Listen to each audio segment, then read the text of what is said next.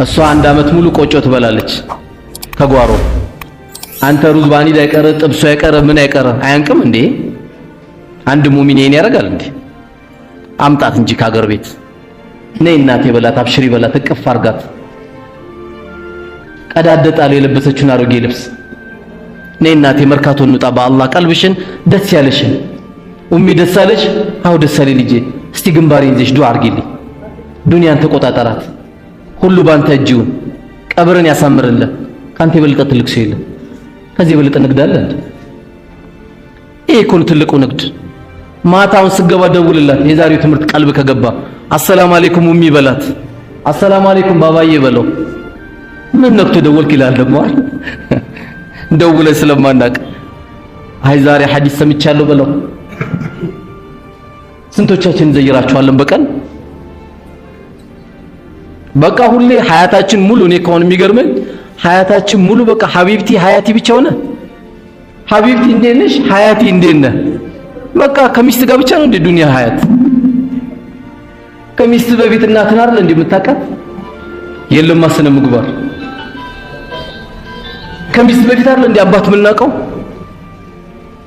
ያ ፖሊስ እያሯሯጠው ደንቦች እያሯሯጡት የትምህርት ቤት መጥቶ የከፈለልህ መቼ ነው የምትዘይረው? አብሽር አባቴ ዱንያ ባይሳካልን ጀነት አለን አብሽር። እኔ ደግሞ ትምህርቴን ሊጨርስ ኢንሻአላህ አስደስታለሁ። ሐጅም ወስዳለሁ። አትውሰደው። ጠገንከው፣ አብሽር አልከው። ስናገባ እናማክራቸው፣ ስንሰራ እናማክራቸው። በቃ ምንድነው ደግሞ ለዚህ ሽማግሌ ይባላል? ላኢላሃ ኢላላህ ኢና ሊላሂ ወኢና ኢለይሂ ራጂዑን። ዛሬ ሽማግሌ እንዲያር ሊያጣ ነው። አወል ሰልፍ ሁሉ በየመስጊዱ ቀብር አይደል እንዲሄዱብን። እኛ ራሳችን እኮ እየተጨነቅን ነው። ለውር ሽምግልና ኒካ ለመሄድ እንደኔ አይነት ወጠጤ ብቻ ነው የሚሄደው። አረባ አላ ሽማግሌ አርጉ ስንላቸው ከየት እናምጣ ይሉናል። እውነትም የለም ለካ። ያሉትን ደግሞ መንከባከብ አለብን። አብሽር ባባ ማለት አለብን። ይሄን ስለ ምግባር ስላጣን ነው። ገንዘብ ማግኘት ትፈልጋለህ? ወላሂ እነሱን ዱዓ ጠይቃቸው። በደንብ አዳምጡ ወጣቶች። ኬሚስትሪ ፊዚክስ አስቸግሯል? ወላሂ እነሱ ዱዓ አርጉልህ። እንኳን ኬሚስትሪ ፊዚክስ ይቅርና ሰው የአላህን ከላም 612 ገልጽ በቁርአን በቃሉ እየተሸከመ ነው እኮ አላህ ከፍቶለት 612 ገልጽ በቃል እየታፈዘ ነው። በጣም የሚያጅበው በእኔ እድሜ ሳይሆን በእነዚህ እድሜ እየታፈዘ ነው። በእነዚህ ልጆች እድሜ ሱቅ አስቸገረ፣ ሐሲድ አስቸገረ፣ ሄደ ዱዓ ሸቅል እሷ ጋር። እኔ ሸኽ አለኝ እኔ ጠንቋይ አለኝ አትበላቸው። ሁለቱም አያዋጡ። ያንተ ሸኽ እናትህ ናት አባትህ ነው። 1 ኪሎ ስጋ ይዘላት ሂድ፣ ቡና ስኳር ይዘላት ሂድ። እስቲ እናቴ አሚን ልበልሽ ዱዓ አርግልኝ፣ አባቴ አሚን ልበልሽ ዱዓ አርግልኝ። አብሽር በለው።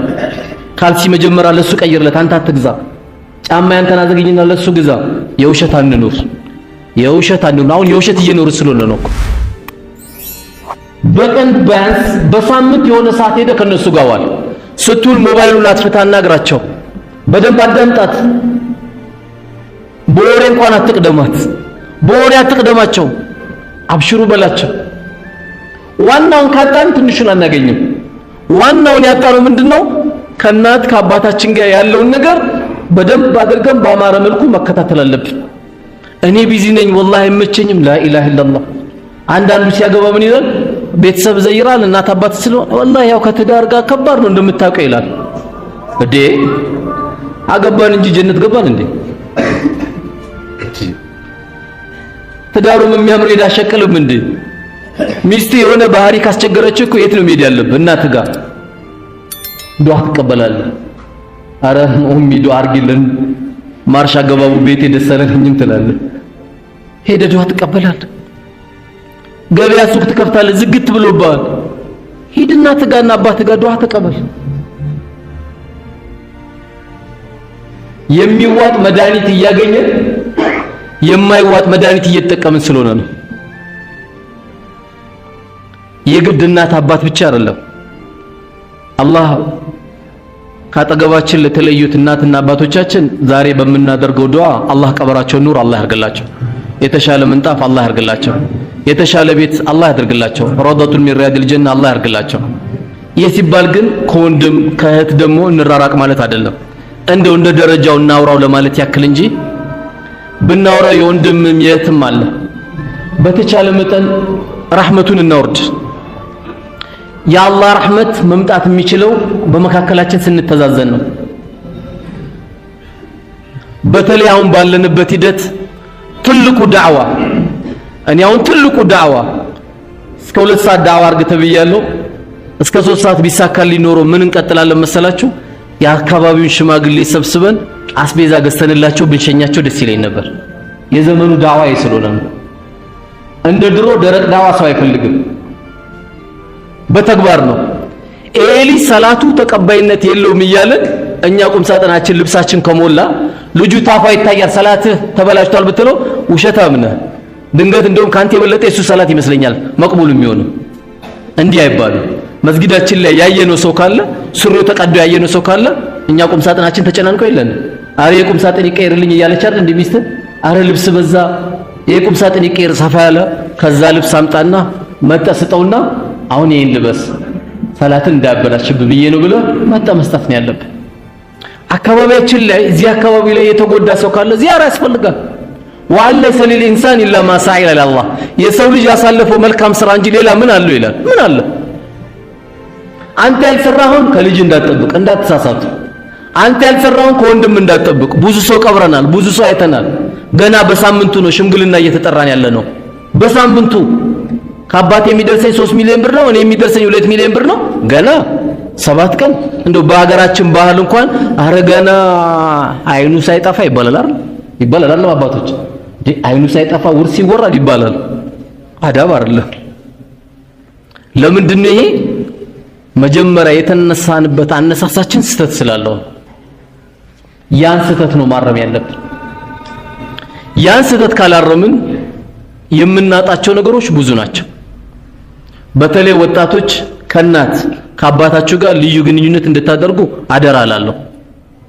ዝግጁ ናቸው ልጆች? አዎ።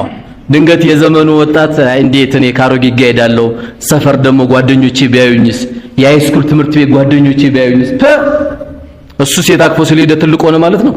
አንተ ነህ እኮ አራዳ ከእናት ጋር ሄድከው ከኡሚ ጋር ታድላል እኮ ወላሂ። ከባባ ጋር አብረህ ሄደህ ከዚህ የበለጠ መታደል አለ እንዴ? አንተና አራዳ ሞኝ እንዳትሆን ከእህት ጋር መሄድ እንዳታፍር። ማፈር ያለብህ አጂ ነብይ የሆነ ሴት አቅፈ እንዳትሄድ።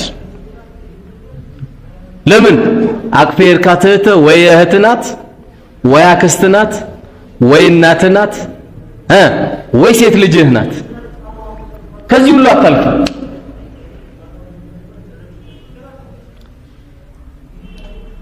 ከእናትና ከአባቶቻችሁ ጋር ወጣቶች ካሳለፋችሁ ወላሂ ዱንያ አኺራችሁ ስኬቱን ያዛችሁት እናንተ ናችሁ። ድንገት ብዙን ጊዜ በተለምዶ ምን ይባላል? እንትና እኮ ዱንያ ላይ ተሳካለት ይባላል። ስኬት ግን አላህ ብሎ የጠራው ምንድነው? ፈመን ዙህዚሃ አኒ ናሪ ወኡድኺለ አልጀነተ ፈቀድ ፋዝ። ከእሳት ጠብቆ ጀነትን ያገኘ ሰው በእርግጥም እሱ ነው ስኬታማ ሰው እያለ ነው አላህ። ስኬታማ ማለት ያ ነው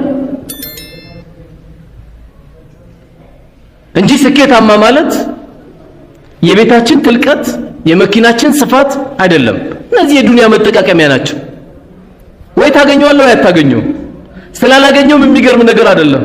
ዱንያ እንደሆነች እኛ 60 እና 70 ምን ሞቶ ይቅርና በኑህ አለይሂ ሰላም ህዝብ የነበሩት ህዝቦች 950 ዓመት ይኖሩ ነበር እድሜ። 1000 ይኖሩ ነበር እድሜ።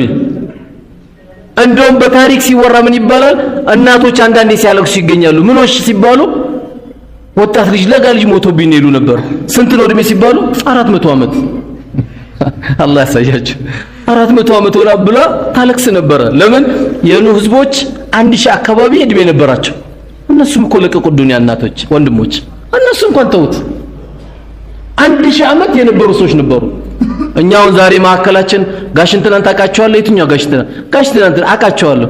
እድሜያቸውን ታውቃለህ? አላውቀውም። 80 ናቸው። 80 በሉ ጨረሱት እኮ በቃ ዱንያን ሙጭልፍ አድርገውታል እኮ እሳቸው አይደለም የሚባል ይሄ ነው የሚባለው። ግን ሁሉም ምንድነው? ሁሉም ዱንያ ነው። 1000 የኖረው ዱንያ ነው፣ 70 የኖረው ዱንያ ነው። እችን ዱንያ ደግሞ እንጠቀምባት።